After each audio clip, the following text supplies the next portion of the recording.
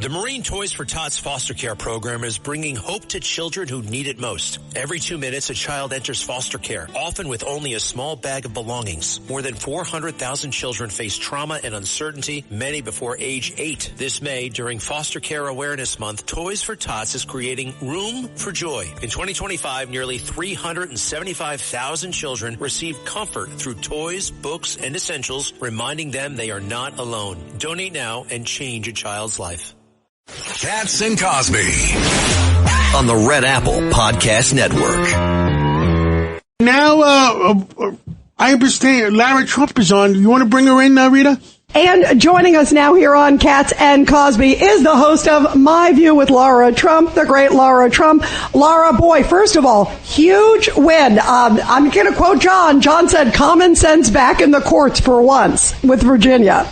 Oh, my gosh. Yeah. Thank goodness. Thank goodness. Thank goodness. This is exactly what we had hoped to see happen. You know, we've seen so many of these activist judges across the country really advocating against not just the Trump administration, but really our entire country, guys. And so for the Supreme Court to come back with this ruling, I think it was obviously a huge win. And look, this could really change a lot. You know, we understand that the reason the Democrats have, pushed all of this redistricting is simply because they know that their policies are not something for which the American people want to vote. So they're hoping they can just flip these districts and cram in, their people so that they can have more power when it comes to the U.S. Congress. This could be a game changer for Republicans. This is a very big deal. Hey, and Lara, John Catsimatidis here. I am scratching my head. I got a bald spot now. I can't believe American people out there are listening to some of these bizarro ideas that some of these Democrats are coming from. There used to be a lot of common sense Democrats. What has happened to them? Well, honestly, I think, John, the problem is that whenever you have so many of these radicals who are now kind of the base of the Democrat Party, look at who the face of this party is now. It's the Mamdanis of the world, it's the AOCs of the world. That's who really represents the Democrats now. And you're seeing that a lot of the people who at one time may have had more moderate positions, I'll take like a Kathy Hochul, for example, are now having to kind of kowtow to these crazy ideals where you see she's saying she's going to kind of double down on her anti-ICE rhetoric. She doesn't want any help from the federal law enforcement in the state of New York, where you have an overrun of these illegal immigrants. It causes so many problems. She and Tom Homan are in a little bit of a spat, but I think that's the big problem, is that when the base of your party and when the face of your party are radical socialists, this is the kind of thing that happens. It kind of just trickles down, and this is really who the party has become. Is she just playing the violin to her supporters, knowing that Tom Homan takes no prisoners? He's going to come in and do what he has to do. Well, that's right. He said he really doesn't care what she has to say about it. It's just somebody might want to tell her these are not Donald Trump's laws. These are the laws that the United States Congress voted on and put into law. And they're the laws of the land. And listen, there is someone, thank goodness, named President Donald Trump, who doesn't care what kind of nonsense these people are going to say. He's going to do the right thing by the country. I think that, you look at Kathy Hochul, she's up for re-election. And I think she's looking at the constituency that voted Mamdani into office. As crazy as it is, as much as we didn't want to see that happen, there are people who fell for it. And I think she's trying to hedge her bets and say, well, maybe I need to bend in that direction more. Maybe I need to be more like that, more anti-ICE, in order to assure herself a win. Now, I don't know that there's any assurance of anything. I think, quite frankly, people across this country are really sick of it. I'm looking out at California. I'm looking at the gubernatorial race out there. I'm looking at the LA mayor race right now. There's a lot that's been shifting. There's a lot that's been happening, and a lot of people are sick and tired of these crazy people. They want common sense. They want safety and security. And quite frankly, they just want their country back. Lara Trump, you hit on two things. First off, I think we've been playing the Exodus music here on the show. And you think about what's happened with Ken Griffin. You think about Steve Roth. There's been a lot of that. And then also you brought up the California governor's debate. Oh, my goodness. Who was it? Katie Porter, who said the quiet part out loud in the debate. Yes, illegals should get free health care.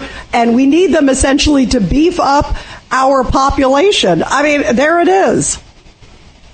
there it is. And, for so long, people said, well, why is it you would want an open southern border? Why is it you'd want people to just flood in here unchecked without any idea who they are, what their intentions are in our country?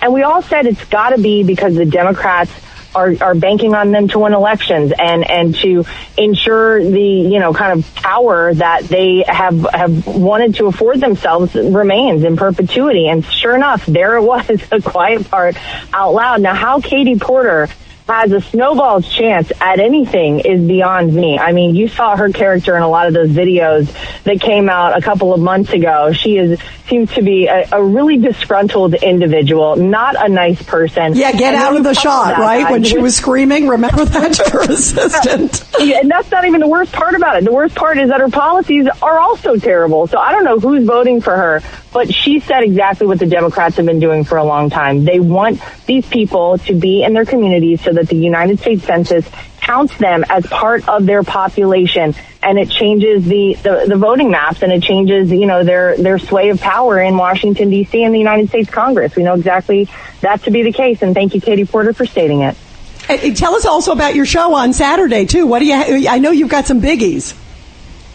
Yeah, well, listen, John loves when I'm in a fighter jet or when I do anything cool like that. It's not a fighter submarine, jet this weekend, John.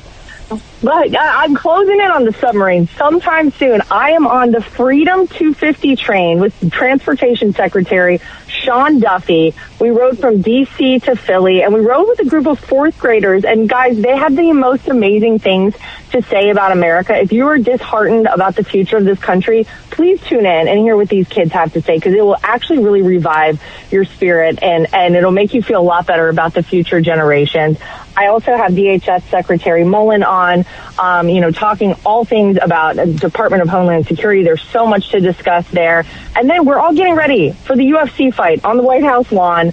I had Dana White on last week. This week, I have two of the fighters, Michael Chandler and Bo Nickel, on, and they're really amazing. And then at the end of the show, the number one question I get, guys, is what is your workout routine? What do you eat? What is your, your health tips? I do a whole morning of workouts and food at the end of the show, so you want to stay tuned for that as well, so I can answer all the questions that everybody's had.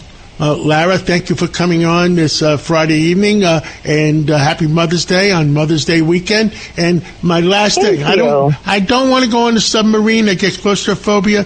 But if the president gives you a ride or allows you to go on a ride on a UFO, I'd like to go with you. Okay, noted. We'll check that box together, Don. I can't wait. Thank you. And Thanks, Lara. Okay, thank you, guys. Bye, honey. Well, I always wanted a ride in the UFO. I mean, maybe it could be arranged. That could be. I would love Laura, to do a yellow submarine. Absolutely. Like the Beatles. No, it'd be out of this world. I get claustrophobia. Thanks for listening to Katz and Cosby with John Catsimatidis and Rita Cosby. You can hear Katz and Cosby weekdays at 5. It's the 5 o'clock show on 77 WABC. If you like the podcast, share it with your friends and listen anytime at WABCRadio.com and download the WABC Radio app. Hit that subscribe button on all major podcast platforms. Plus, follow WABC on social on Instagram, TikTok, Facebook, and X. See you next time for a new episode, so you never have to wonder. What the heck is going on here?